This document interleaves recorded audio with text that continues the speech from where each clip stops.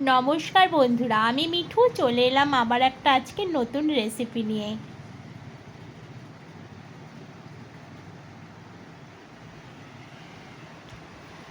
আজ যে রেসিপিটা আপনাদের সঙ্গে শেয়ার করতে চলে এসেছে সেটা হচ্ছে গাটি কচুর দম।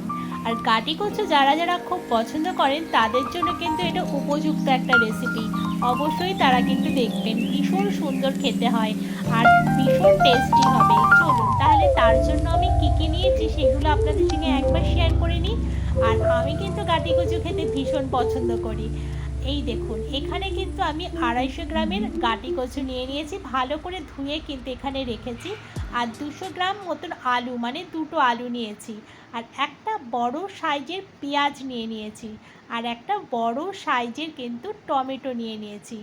আর নেব কয়েকটা কাঁচা লঙ্কা, 7খানা এখানে কাঁচা লঙ্কা নিয়েছি। একটু ঝাল ঝাল হলে ভালো লাগবে। আপনাদের আপনাদের যেরকম ঝাল পছন্দ হবে আপনারা সেরকম ঝাল দেবেন। আর এই লঙ্কাগুলো দেখতে ছোট হলে হবে কি, খুব কিন্তু ঝাল আছে। চলুন, সব কেটে কুটে রেডি করে নিয়ে চলে এসেছি। দেখুন, পেঁয়াজটা কেটে নিয়েছি। আর এদিকে কিন্তু টমেটোটাও কিন্তু আমি ক্যারেট করে নিয়ে চলে এসেছি। আর ওদিকে নিয়েছি কাঁচা লঙ্কা। আর আলুটা আর গাটি কচুটা আমি কিন্তু একটু বয়েল করে নিয়েছি। আর এখানে অল্প একটু আদা বাটা আর অল্প একটু রসুন বাটা নিয়েছি। আপনারা নিরামিষও করতে পারেন, তবে আমি ভাবলাম আজকে আমি নিরামিষ করব না, সেই জন্যই আমি আদা রসুনটা দিয়েছি। কড়াই তো আমি বসিয়ে দিয়েছি গ্যাসে। আর গরম হয়ে যাওয়ার পরে আমি সাদা তেলে এটা রান্না করব। তা সাদা তেলে ভালো টেস্ট হবে। তেলটা মনে হচ্ছে সর্ষের তেল, না, এটা কিন্তু সাদা তেল, স্যান্ড্রকের সাদা তেল রান্না করছি। চলুন, আমি তেলটা গরম হয়ে যাওয়ার পরে এখানে দিয়ে দিলাম গোটা সাদা জিরে আর একটা তেজপাতা। এটাকে একটু ভালো করে ভেজে নেব। আপনারা চাইলে কিন্তু এর মধ্যে একটা শুকনো লঙ্কাও দিতে পারেন, তা আমি শুধু কাঁচা লঙ্কা দিয়ে এখানে রান্না করব। এটা তেজপাতাটা ভাজা হয়ে যাওয়ার পরে আমি কেটে রেখেছিলাম যে সিদ্ধ করা আলুটা, সেটাকে আমি এখন দিয়ে দেবো এই গরম তেলের মধ্যে।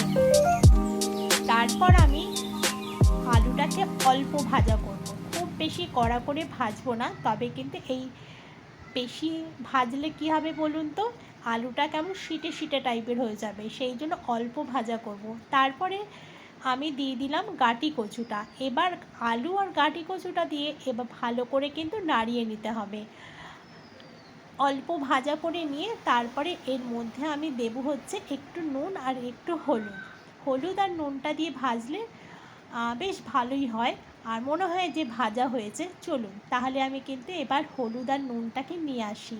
ততক্ষণে কিন্তু যারা আমার চ্যানেলটাকে এখনও সাবস্ক্রাইব করেননি, ভিডিও দেখছেন, দেখে চলে যাচ্ছেন, নতুন নতুন বন্ধুরা ভিজিট করছেন, তাদের কাছে একটাই অনুরোধ থাকবে, আমার চ্যানেলটাকে সাবস্ক্রাইব করে তাহলে পাশে থেকে যাবেন যদি ভিডিও ভালো লেগে থাকে। আর একটা ছোট্ট লাইক করে সুন্দর একটা কমেন্টস কিন্তু রেখে যাবেন।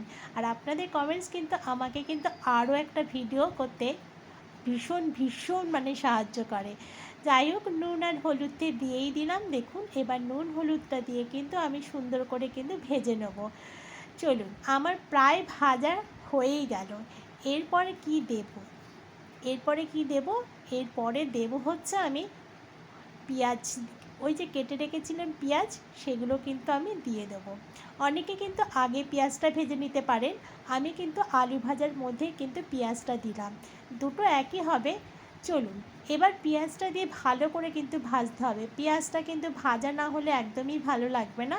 তা ভাজতে ভাজতে আপনাদের সঙ্গে একটা কথা বলে নিই। আপনারা তো অনেক দূর থেকে আমার ভিডিও দেখেন, অবশ্যই অবশ্যই কিন্তু ভালো লাগলে একটা কমেন্ট করবেন। আর যারা আমার নতুন নতুন বন্ধুরা আমার ভিডিও দেখছেন, অবশ্য যদি ভালো লেগে থাকে একটা সুন্দর কমেন্টস করে রেখে যাবেন। আর আপনাদের কাছে অনেক অনেক ভালোবাসা পাচ্ছি। এই ভালোবাসাটা আমাকে আরও একটা নতুন ভিডিও করতে ভীষণ উপকার করে। যাই হোক, কথা বলতে বলতে আমি কিন্তু আদা বাটাটা রসুন বাটাটা এর মধ্যে দিয়ে দিলাম। এবার আদা বাটা রসুন বাটাটা দিয়ে আবার কিছুক্ষণ কিন্তু ভেজে নিতে হবে। ভাজতে ভাজতে অনেকটাই কিন্তু ভাজা হয়ে গেল।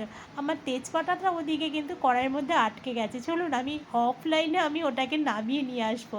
এদিকে আমি কিন্তু কেটে রাখা টমেটো, ক্যারেট করা টমেটো দুটোকে একসাথেই বলে আমি দিয়ে দিলাম এর মধ্যে। চলুন এবার টমেটোটা দিয়ে ভালো করে আরেকটু নাড়িয়ে গন্ধটা চলে যাওয়া পর্যন্ত আমরা নাড়াতে থাকবো। আর চলুন, আর এই জানেন তো এই তরকারিটা যে টেস্ট হয় না কি বলবো। একবার আমার মতন করে একবার রান্না করে খাবেন, যারা গাটি কচু ভালোবাসেন না অবশ্যই কিন্তু তাদের ভালো লাগবে। আমার মানে বড়মশাই মানে তোমাদের দাদাভাই এই কাটি কচু একদম পছন্দ করে না জানো তো। আজকে ওকে আমি ভেবেছি কাটি কচুটা খাওয়াবো, ভীষণ সুন্দর করে রান্না করছি, যাই হোক খেলে একটু ভালো লাগে তাই না বলুন। 1 চামচ দিয়ে দিয়েছি জিরে গুঁড়ো, আর 1 চামচ দিয়ে দিয়েছি ধনে গুঁড়ো, আর 1/2 চামচ দিয়ে দিলাম কাশ্মীরি লঙ্কার গুঁড়ো।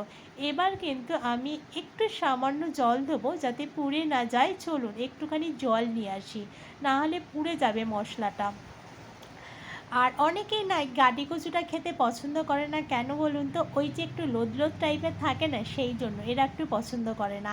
তবে আমি জানি না কেন আমার গাটি কচু খেতে ভীষণ ভালো লাগে।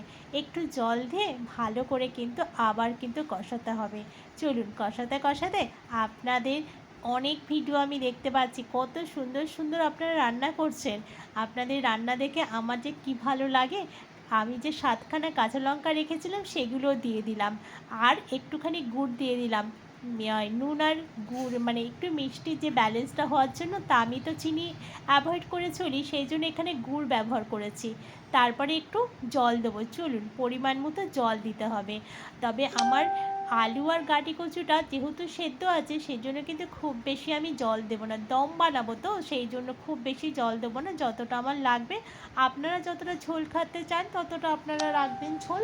আর আমি এবার চাপা দিয়ে দেবো 10 মিনিটের জন্য। চলুন ঢাকা চাপা দিয়ে আমি কিন্তু রান্নাটা করে নিয়েছি। দেখুন আমার তরকারিটা কিন্তু কি সুন্দর গন্ধ যে বেরোচ্ছে না, ভীষণ সুন্দর গন্ধ বেরোচ্ছে।